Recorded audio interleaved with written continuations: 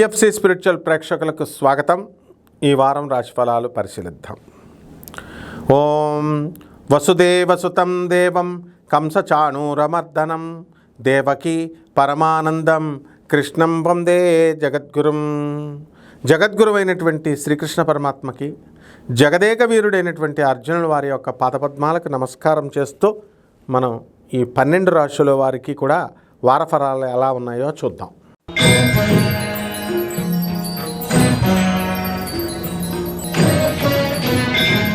మకర రాశి. ఈ మకర రాశి వారందరికీ కూడా మరి ఈ కేతువు అష్టమ స్థానంలోకి వచ్చాడండి. దానివలన డిప్రెషన్స్కి ఎక్కువ గురి కావడానికి అవకాశాలు ఉంటాయి. వీళ్ళందరూ కూడా ఈ అనేకమైనటువంటి పనుల్లో వేలు పెట్టడం అనేటటువంటిది జరుగుతాయి. మకర రాశి వాళ్ళు భార్యాభర్తల మధ్య మరి డిస్ప్యూట్స్ రావడానికి అవకాశాలు ఉన్నాయి. కోర్టు కేసులు, ఈ గొడవలన్నీ కూడా ఉండడానికి అవకాశాలు ఉన్నాయి. అటువంటివన్నీ కూడా కోర్టుల్లో ఉన్నటువంటివి మరి కాంప్రమైజ్ అవ్వడానికి అవకాశాలు ఇప్పుడు ఎక్కువగా ఛాన్సెస్ లేవు. అవతల వాళ్ళ మాట మీరు వినరన్నమాట. ఈ యొక్క మకర రాశి వాళ్ళందరూ కూడా వేరే వేరే ఊర్లలో ఉన్నప్పటికీ కూడా భార్యాభర్తలు ఇద్దరు కూడా వాళ్ళు విడిగా ఉండడం అనేటటువంటిది జరుగుతుంది. ఇకపోతే చేపల రొయ్యల చెరువులు ఇవన్నీ కూడా బిజినెస్లు మంచిగా కలిసి వస్తాయి. వ్యవసాయం ఇవన్నీ కూడా ఫ్యాన్సీ స్టోర్లు, రియల్ ఎస్టేట్ బిజినెస్లు, ఎల్ఐసి ఇన్సూరెన్స్లు ఇలాంటి బిజినెస్లు అన్నీ కలిసి రావడం జరుగుతాయి.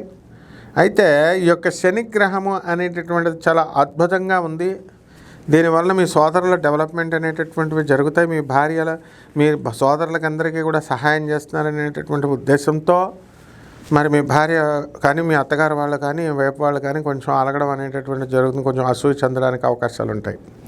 అలాగే మకర రాశి వాళ్ళకి అందరికీ కూడా రాహు కుంభరాశిలోకి వచ్చాడు. దీనివలన మీరందరూ కూడా నోటికి సంబంధమైనటువంటి దుర్వ్యసనాలు, తాగుడు ఇలాంటి అవకాశాలు ఎక్కువగా పెరిగిపోతాయి మీకు అలవాటు అవ్వడానికి, కొత్తగా ఉన్న వాళ్ళకు కూడా. కాబట్టి అటువంటి స్నేహితుల జోలికి వెళ్లకుండా చక్కగా మీ పని మీరు చేసుకుంటూ ముందుకు వెళ్ళండి. అలా కొత్త సినిమా ప్రొడ్యూసర్లు ఉంటారు. అటువంటి వాళ్ళంతా కూడా సినిమాలు తీయడానికి అవకాశాలు ఉంటాయి. అలాగే ఈ యొక్క ఆర్మీలో పనిచేస్తున్నటువంటి వాళ్ళకి సెలవులు దొరకవు ఈ వారము. మరి ఇళ్లలో చక్కగా రెస్ట్ తీసుకున్నటువంటి ఆర్మీ వాళ్ళని, సెక్యూరిటీలను కూడా దేశంకి తీసుకువెళ్ళడం, డ్యూటీల్లోకి తీసుకువెళ్ళడం అనేటటువంటిది జరిగింది. అదే కంటిన్యూ అవుతుంది ఇప్పుడు కూడా. ఇక పరిహారాల దగ్గరికి వచ్చేసరికి కేతు జపం చేయండి, కేతు స్తోత్రాలు చదవండి, కేతు కిలోంపావు ఉలవల్ని, ఈ యొక్క